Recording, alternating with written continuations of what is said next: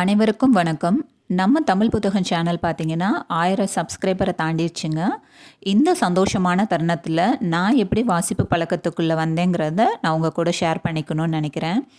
ஏன்னா நிறைய பேர் பார்த்தோன்னே என்கிட்ட கேட்குற கேள்வி தான். அதை உங்கள் எல்லாத்துக்கூடயும் நான் ஷேர் பண்ணணும்னு நினைக்கிறேன். நான் வந்து சின்ன வயசுலேருந்தே புத்தகங்கள் படிப்பேங்க. அதாவது சின்ன சின்ன நாவல்கள் படிப்பேன். ஏன்னா எங்கள் அண்ணா வந்து நிறைய புத்தகங்கள் படிப்பாங்க. அதை பார்த்துக்கிட்டே இருக்கப்ப நான் சின்ன சின்ன புத்தகங்கள் வாசிச்சிருக்கேன் நான். ஆனால் காலப்போக்கில் பார்த்தீங்கன்னா அடுத்து படிப்பு, அடுத்து கல்யாணம், குழந்தைகள் அப்படிங்கிறப்ப நம்ம வாழ்க்கை திசை மாறி நம்ம அதை நோக்கி தான் போயிட்டுருக்கோம். அப்போ வந்து என் வாழ்க்கையிலையும் ஒரு இன்சிடெண்ட் நடந்து எனக்கு வந்து அந்த இன்சிடெண்ட் மூலயமா நான் ரொம்ப டிப்ரெஷனுக்குள்ளே போயிட்டேன். ஆக்சுவலாக என்ன நான் வெளிக்கொண்டு வரதே எப்படின்னு எனக்கே புரியல. அந்த மாதிரி ஒரு சூழ்நிலையில் பார்த்திங்கன்னா எனக்கு அடிக்கடி தோணிகிட்டே இருந்தது வந்து எங்கள் அண்ணா, நான் அடிக்கடி சொல்லியிருப்பேன் எங்கள் அண்ணா புக்கு படிப்பாங்கன்னு. அவங்க வந்து அவங்களோட லாஸ்ட் பெட்டில் இருந்தப்போ, அதாவது அவங்க கடைசி நாட்களில் இருந்தப்போ அவங்க பார்த்திங்கன்னா எப்பயுமே வாசிச்சுக்கிட்டே தான் இருப்பாங்க. என்ன வாசிக்கிறாங்கன்னே தெரியாது, ஆனால் வாசிச்சுக்கிட்டே இருப்பாங்க. அவங்க ஹாஸ்பிட்டல் போயிட்டு வந்தாங்கன்னா கூட பார்த்திங்கன்னா அவங்க கையிலேயே புத்தகங்கள் வரப்பே வாங்கிட்டு தான் வருவாங்க. எனக்கு தோணிகிட்டே இருக்கும் என்ன. அப்போ வந்து எனக்கு சின்ன வயசு தான். அப்போ நான் யோசிக்கிறது என்ன யோசிப்பேன்னா, ஹாஸ்பிட்டல் போயிட்டு இவ்வளோ முடியாமல் இருக்கப்பையும் இதை வாசிக்கிறதுனால அவங்களுக்கு என்ன சந்தோஷம் வந்துடப்போகுது, எதுக்கு இந்த மாதிரி சூழ்நிலையிலும் இங்கே இதை படிக்கிறாங்கன்னு தான் எனக்கு அப்போ தோணியிருக்கு. அப்போ வந்து ஆனால் எனக்கு அந்த இன்சிடென்ட் நடந்ததுக்கப்புறம் எனக்கு தோணுது என்னென்னா, அவங்க வந்து அவங்க கடைசி நாட்கள்லேயே அப்படி புத்தகங்கள் படித்தாங்கல்ல, நமக்கு அப்படிலாம் ஒன்றும் இல்லை. நமக்கு ஒரு ஸ்ட்ரெஸ் அவ்வளோதான். இதை வந்து நம்ம ஓவர் கம் பண்ண, நம்ம இதை யூஸ் பண்ணால் என்ன அப்படிங்கிற ஒரு மைண்ட் செட்டில் தான் நான் என்னோடய பழைய புத்தகங்கள் நான் வச்சுருந்ததெல்லாம் திரும்ப எடுத்து படிக்க ஆரம்பித்தேன். எனக்கு கொஞ்சம் ரிலாக்ஸாக இருந்துச்சு. திரும்ப நான் என்ன யோசிச்சேன்னா, ஏன் நம்ம அடுத்து வேறு வேறு புத்தகங்கள் தேடி போகக்கூடாதுன்னு சொல்லி தான் நான் ஆரம்பித்தது. ஆனால் பார்த்திங்கன்னா எனக்கு அடுத்தடுத்து படிக்கவே அது மேலே ஒரு பெரிய ஈர்ப்பாயிருச்சு. எங்கள் அண்ணா அப்போ ஏன் அப்படி படித்தாங்கங்கிறது எனக்கு இப்போ புரியுது. ஏன்னா வந்து இது எதுக்காக நான் உங்ககிட்ட சொல்கிறேன்னா, நிறைய பேர் வந்து எப்படி வாசிக்கிறது, புத்தகங்கள் அவ்வளோ இன்ட்ரெஸ்டாக இருக்குன்னுலாம் கேட்குறீங்க. அது வந்து உண்மையிலே அவ்வளோ இன்ட்ரெஸ்ட்டாக இருக்குங்க. நான் எதுக்காக இது சொல்கிறேன்னா, ஒரு டிப்ரெஷனில் இருந்த என்னவே ஒரு புக் சேனல் ஆரம்பித்து இந்த அளவுக்கு நான் புக்கை பற்றின ஒரு ரிவ்யூ கொடுக்க முடியுதுன்னா, சாதாரணமாக அந்த ஜேர்னிக்குள்ளே வர்ற உங்களுக்கெல்லாம் எவ்வளோ ஒரு சந்தோஷத்தையும் ஒரு நிம்மதியும் தருங்கிறதுல உங்களுக்கு எந்த சந்தேகமும் வேண்டாம். அதுவும் இல்லாமல் நீங்கள் புத்தகங்கள் வாசிக்கிறப்ப பார்த்தீங்கன்னா உங்களுக்கு வந்து ரொம்பவே உங்கள் கான்சன்ட்ரேஷன் பவரும் ரொம்பவே இன்க்ரீஸ் ஆகும். நீங்கள் வந்து இப்போ நான் ஆரம்பத்தில் என்னோட மொழி நடையும் எழுத்து நடையுமே வந்து வித்தியாசமாக தான் இருந்துச்சு. நாவல்கள் வாசிக்க என்னோட தரம் வந்து கூடுச்சுன்னு நான் சொல்லுவேன். நம்மளோட இமேஜினேஷனும் க்ரியேட்டிவிட்டியும் நம்ம சரித்திர நாவல்லாம் படிக்கிறப்ப நமக்கு வேறு ஏதோ ஒரு லெவலில் கொண்டு போய் விடுங்க.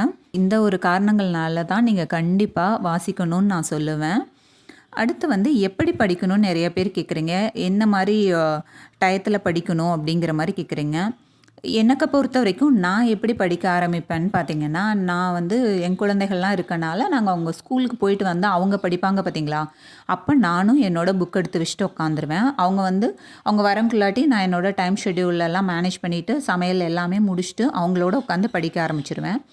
அது மாதிரி அவங்க ஸ்கூலுக்கு போனதுக்கப்புறம் என்னோடய ஒர்க்கெல்லாம் இப்போ நம்ம புத்தகங்கள் படிக்கணுங்கிறதுக்காகவே வேகமாக செஞ்சுட்டு நான் என்னோடய டைமை அதுக்காகவும் ஒதுக்குவேன். நான் பகல்லையும் படிப்பேன், நைட்டும் படிப்பேன். அடுத்ததாக பார்த்தீங்கன்னா எல்லாத்துக்குமே வர டவுட் வந்து நம்ம வந்து கிண்டலில் படிக்கணுமா, ஆடியோ புக் கேட்கலாமா, இல்லை நம்ம வந்து ஹார்ட் பவுண்டு கையில் வச்சுட்டு படிக்கிறதா அப்படிங்கிற மாதிரி டவுட்ஸ் கேட்குறீங்க. நான் எப்போயுமே ப்ரிஃபர் பண்ணுறது வந்து கையில் புக் வச்சுட்டு படிக்கிறது தான் நமக்கு வந்து ஒரு கான்சன்ட்ரேஷனை கொடுக்கும்னு நான் ஃபீல் பண்ணுறேன். ஏன்னா நம்ம மொபைலில் படிக்கிறப்ப நம்மளோட கான்சன்ட்ரேஷன் மிஸ் ஆக நிறைய சான்சஸ் உண்டு. நம்ம வந்து படிக்கிறதுல மட்டுமே இருக்க மாட்டோம், அடுத்தடுத்து மொபைலில் வேறு ஏதாவது பார்க்க ஆரம்பிச்சிருவோம். ஆனால் புத்தகங்கள் கையில் இருக்கப்ப நம்ம கண்டிப்பாக உட்காந்து அதில் கான்சன்ட்ரேட் பண்ணி படிப்போம்.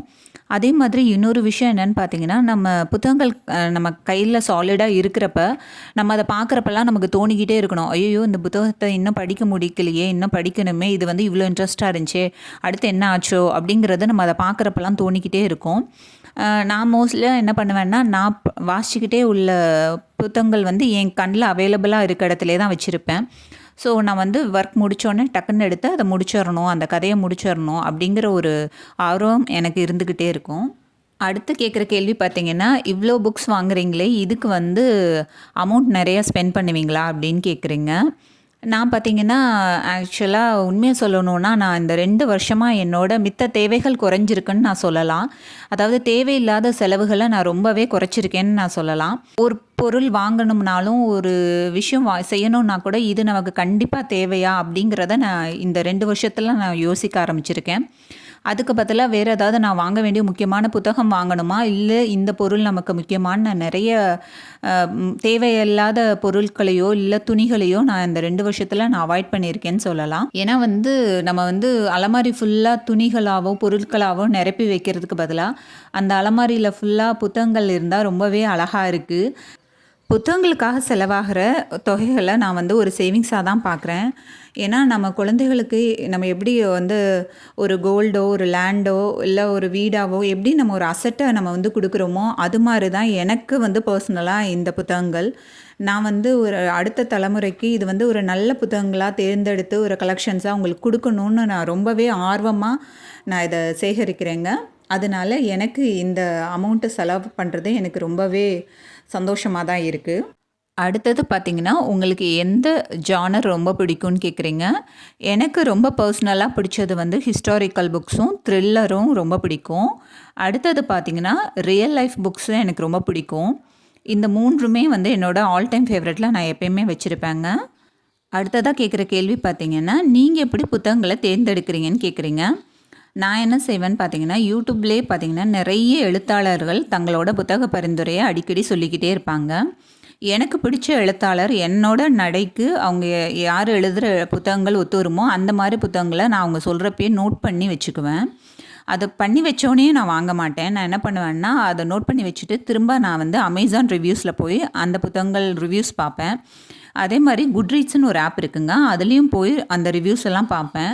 இது 2லேயுமே எனக்கு ஓகேவாக இருந்தால் அந்த புத்தகங்கள் கண்டிப்பாக வாங்கணும்னு அடுத்து ஒரு ஷார்ட் லிஸ்ட் பண்ணி வச்சுக்குவேன். அந்த புத்தகங்களை நான் கண்டிப்பாக வாங்கணும்னு நான் நினைப்பேங்க. இதுதான் நான் புத்தகங்களை தேர்ந்தெடுத்து வாங்குகிற முறைங்க. அடுத்ததாக கேட்குற கேள்வி பார்த்தீங்கன்னா, நீங்கள் ரீடர்ஸ் ஸ்லம்பை எப்படி ஓவர் கம் பண்ணி வருவீங்கங்கிறதான். எனக்கு வந்து ரீடர்ஸ் ஸ்லம்ப் எப்பயும் வந்ததில்லைங்க. அதாவது நான் என்ன பண்ணுவேன்னா, என்னோடய ஃபேவரட் ஜானர்னு சொல்கிறேன் பார்த்தீங்களா, அந்த புக்ஸ் எல்லாமே வந்து நான் ஓரங்கட்டி வச்சுருவேன். அதை வந்து ரெகுலராக படிக்க மாட்டேன். நம்ம ஹெவியான புக்ஸ் படிக்கிறோம் பார்த்தீங்களா, அதாவது நமக்கு நம்ம ஜானர் இல்லாத ஒரு மாதிரி ஹார்டான புக்ஸ் கண்டென்ட் வந்து ரொம்ப ஹெவியாக இருக்கும். புத்தகங்கள் பார்த்திங்கன்னா ஒரு 100 பக்கங்கள் கூட இருக்கும். ஆனால் நம்மளால் அது சீக்கிரமாகவே படித்து முடிக்க முடியாது. ஆனாலும் நல்லாவும் இருக்கும். அந்த மாதிரி ஒரு தாக்கத்தை ஏற்படுத்தக்கூடிய புத்தகங்கள்லாம் படிக்கிறப்ப நான் என்ன பண்ணுவேன்னா, அது முடித்ததுக்கு அப்புறமே டக்குன்னு என்னோடய ஃபேவரட் ஜானரில் ஏதாவது ஒன்று படிச்சிருவேன். அப்படி இல்லைன்னா எனக்கு வந்து ரமணிச்சந்திரன் நாவல்லாம் பார்த்திங்கன்னா ஒரு 100 பக்கம் கதை உள்ள நாவல். எனக்கு அது பிடிக்கும். அதாவது நான் அது வந்து ரீடர்ஸ்லாம் இப்போ ஓவர் கம் பண்ணுறதுக்காகவே இப்போ நான் அந்த புத்தகங்கள் கலெக்ஷன்ஸ் ஓரளவுக்கு வச்சுருக்கேன். ரொம்ப ஹெவியான புத்தகங்கள் படித்தோடனே அது லைட்டாக ஒரு புக் எடுத்து ஒரே நாளில் படிச்சிடலாம். படித்து முடிக்கிறப்ப நமக்கு கொஞ்சம் ரிலீஃப் ஆயிரும். அடுத்த புக்குக்கு நம்ம அதை நகர்த்தி கொண்டு போகும். அதே மாதிரி உங்களுக்கு எது ஃபேவரட்டோ அந்த ஜானரில் புக் எடுத்து படிங்க, புக் ஸ்லம்மாக இருக்கப்ப. இதில் இன்னொரு விஷயம் நீங்கள் பார்க்க வேண்டிய விஷயம் என்னென்னா, நீங்கள் வந்து கண்டிப்பாக உங்களால் ஒரு புத்தகத்தை படிக்க முடியல, ரொம்ப ஹார்டாக இருக்குது, என்னால் இந்த பேஜுக்கு மேலே அது டேர்ன் பண்ண முடியலன்னா கண்டிப்பாக தப்பே இல்லை, அந்த புத்தகத்தை மூடி வச்சுருங்க. அது இன்றைக்கி நம்ம படிக்கிறதுக்கான புத்தகம் இல்லை. அது வந்து மேபி இன்னும் கொஞ்ச நாள் கழித்து அந்த புத்தகத்தை நம்ம வாசிக்கலாம், இல்லை வாசிக்காமையும் போகலாம். அதனால் தப்பு எதுவும் இல்லை. நீங்கள் வந்து இன்ட்ரெஸ்ட் இல்லாமல் அந்த புத்தகத்தை கண்டிப்பாக படிக்காதீங்கன்னு நான் சொல்லுவேன். அடுத்ததாக என்கிட்ட கேட்குற கேள்வி பார்த்திங்கன்னா, உங்களோட டிபிஆர் என்ன? நான் வந்து எப்பயுமே புத்தகங்கள் தேர்ந்தெடுக்க நான் டிபிஆர் யூஸ் பண்ணவே மாட்டேங்க. நான் வந்து என்ன பண்ணுவேன்னா, ஒரு புக் முடிச்சுட்டு நான் அடுத்த புத்தகத்தை நோக்கி போகிறப்ப நான் என்னோடய புக் ஷெல்ஃபுக்கு முன்னாடி போய் நிற்பேன். அதை ஓப்பன் பண்ணி பார்க்குறப்ப ஏதாவது ஒரு புத்தகம் வந்து என்னை எடுத்து படி அப்படிங்கிற ஒரு என் கூட பேசுகிற மாதிரி எனக்கு ஒரு ஃபீல் இருக்கும். இந்த புத்தகம் வந்து நம்ம கண்ணில் அடிக்கடி படும். நம்ம வந்து அந்த செல்ஃபவே நான் சுற்றி சுற்றி வரப்போ என்னோடய பார்வை வந்து கடைசியாக ஒரே புத்தகத்துக்கிட்டேயே வந்து நிற்கும். அது மாதிரி ஒரு 2-3 தடவை செஞ்சு பார்ப்பேன். எனக்கு எந்த புத்தகத்துக்கிட்ட எப்படி வந்து நிற்குதோ என் மைண்டு, அந்த புத்தகத்தை உடனே எடுத்து வாசிக்க ஆரம்பிச்சிடுவேன். ஸோ வந்து எனக்கு வந்து இந்த டிபிஆர்லாம் நான் செட் பண்ண மாட்டேன். இந்த வருஷத்துக்குள்ளே இத்தனை புத்தகங்கள் முடிக்கணும்னு நான் கணக்கு வைக்க மாட்டேன். ஏன்னா வந்து நம்மளால் எவ்வளோ முடியுதோ அவ்வளோ படிக்க போகிறோம்.